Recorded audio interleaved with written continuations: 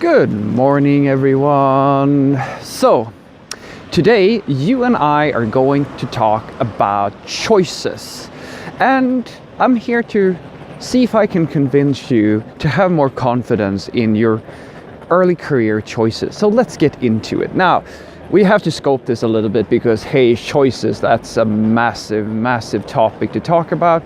And it is virtually impossible to have all of the possible.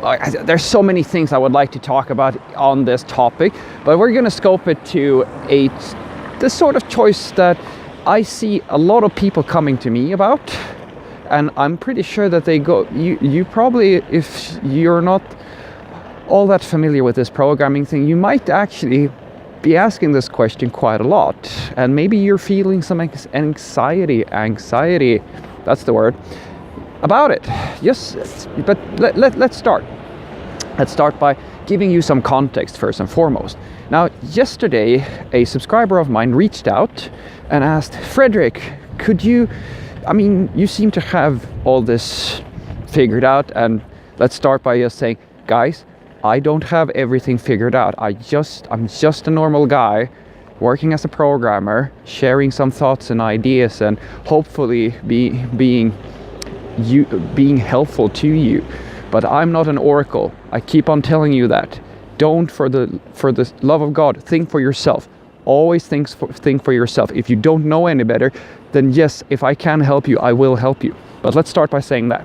But I was flattered enough that he actually reached out to me, and he said, Fredrik, I'm working on an application that uses real-time connections, and basically, it was a school project that started out a little while back, and now he wants to take it to the next level. And he asked, all right, so I'm thinking that I am going to build this real-time connections sort of thing in Elixir with a Kotlin, or rather an Android front end or Android client.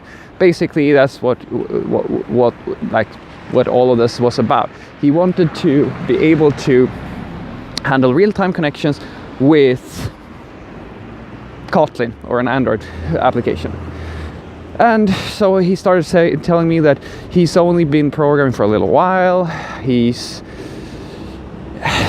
for roughly a year or something of that nature.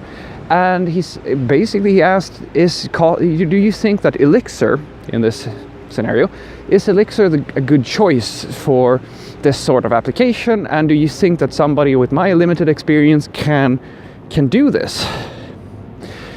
And so I wrote back and I said, this is a great question, because it is a great question, but more fundamentally, I want you to ask yourself the question, why are you picking Elixir for this thing? Because I kind of think I know why. I didn't tell him that at the time, but I'm pretty sure I know why he did this. And he said, yeah, but, I want to, real-time connections, right? And I said, yeah, I get that part.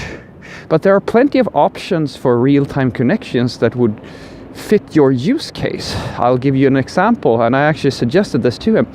Real-time connection databases is usually what you want. It's not that often that you have, or rather, I suspect that a project that's starting from absolute scratch doesn't really need the sort of stability that Elixir brings to the table. I think it's more about that he's focusing a lot on the real-time part of it. And I said, Firebase, for example, that's a real-time system. Using serverless, and especially if you're starting from scratch, that's a really good first stop, at least from my experience, because it will get you very quickly up and running and get you working in a matter of a fraction of the time, because you get a lot of off-the-shelf things for making that decision. And he said, yeah, but long term, maybe that's not the right thing. And I tried Firebase first, and now I'm wondering if it's going to integrate with Elixir and stuff of that nature. And then we kind of ended there, because I didn't want to push him too much into it, because I got the sensation that he sort of had already kind of started leaning towards Elixir, and that's fine. That's great. I told him, like, there's absolutely nothing wrong with Elixir. Elixir is absolutely amazing. It has tons of great tools, And it does support real-time connections extremely well. And that's actually what I think happened. I think that he kind of figured that out, that he, you know, if you're reading all the articles and you're listening to the different tech talks and success stories with Elixir, a lot of that stuff is about how great Elixir is at this sort of thing. Now, however, what I want to touch on is that thing that I mentioned, the choice and the lack of the confidence in a choice, or the fear that I got from this subscriber. The sensation I got was that he was a little bit worried that making a decision about, say, Firebase today, he wasn't sure how well that's going to integrate with Elixir at a later time. That's what I want to talk about. Why do I want to talk about that? I want to talk about that because this is very common, especially in junior programmers. And that is the common thing is that for some reason junior programmers have this sensation that the choice that they are making today has to be the right one long-term, the best long-term decision. Because a lot of people worry that if I make the wrong decision, let's say in terms of programming language, or that I should pick the wrong solution for the thing that I'm trying to build, then I'm stuck. And I am here to tell you this is not so. I will actually go even one further and say you're actually more likely to fail if you start thinking about the long-term perfect solution up front. Odds are that you will fail, and you will fail most likely bad. Why am I saying this? Well, easily. Because for the most part, when people make a decision up front and they think about the long term, they will make a judgment mistake for what's right today. Because when you're first starting out, odds are that you will overestimate the value that something will have in the future. You will most likely do that. It's something I see all the time, especially in the performance space.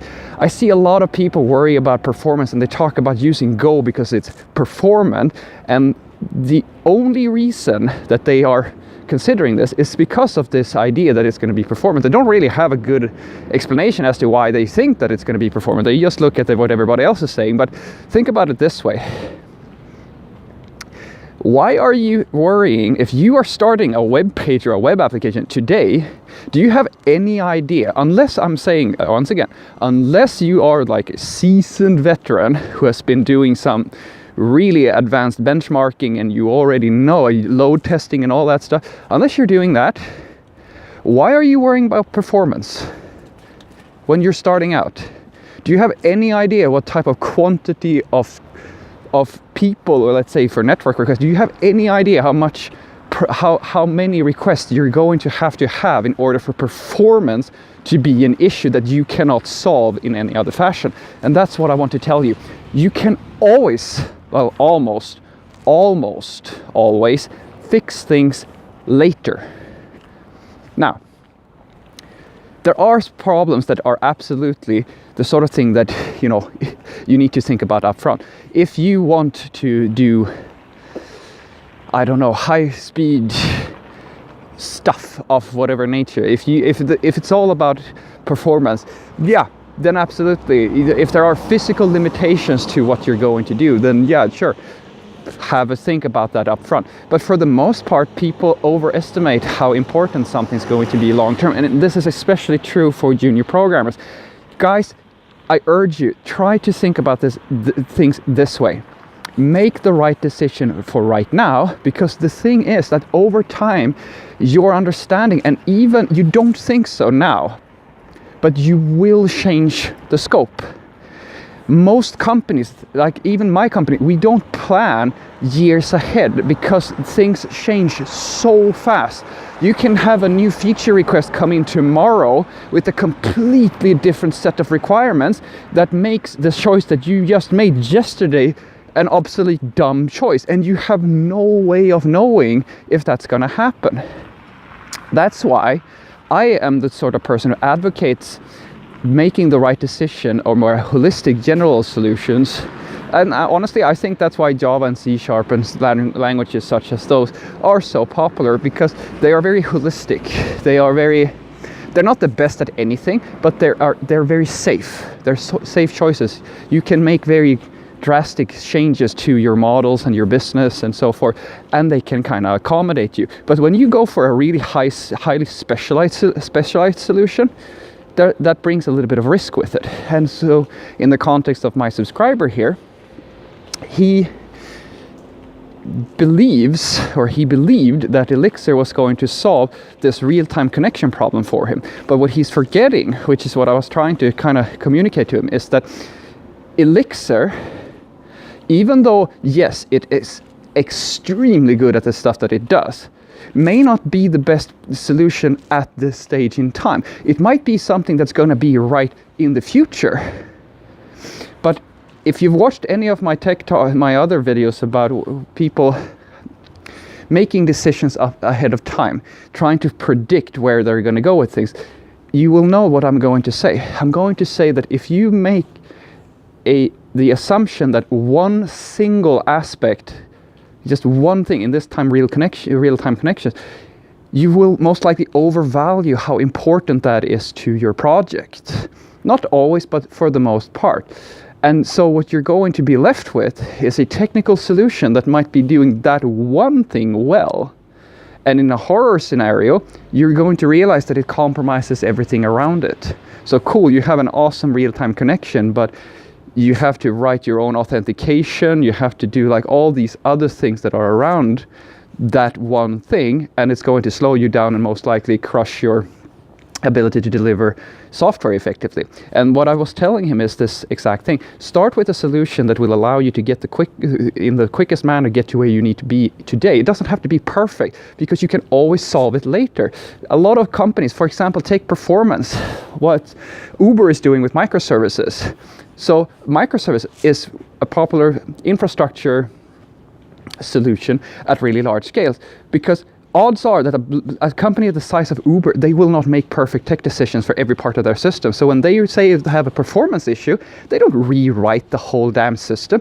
They slice out that piece that needs that super performant boost and rewrite that piece in a language that is perfect for that solution. So don't think that just because you make a bad or a tech decision today, that's going to be the case for the rest of your career or for the rest of the project.